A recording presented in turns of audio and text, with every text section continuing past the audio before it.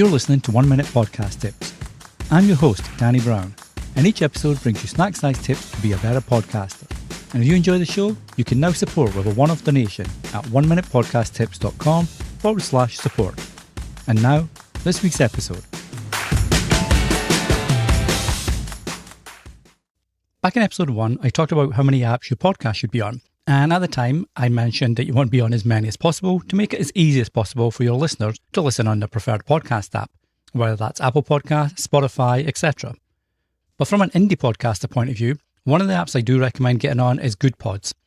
There's both a mobile and web version. And what I really like about Goodpods is, yes, it's an app that has all podcasts on there, or all podcasts that are currently published to Apple, since Goodpods uses the Apple API.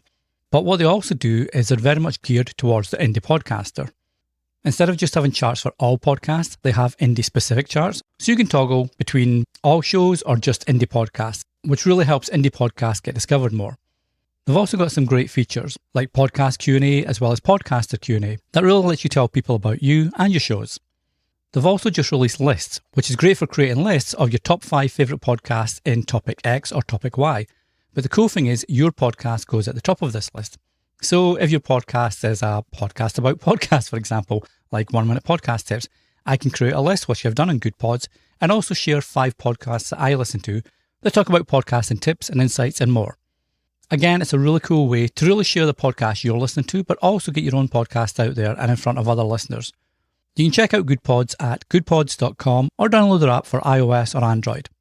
Until the next time, happy podcasting.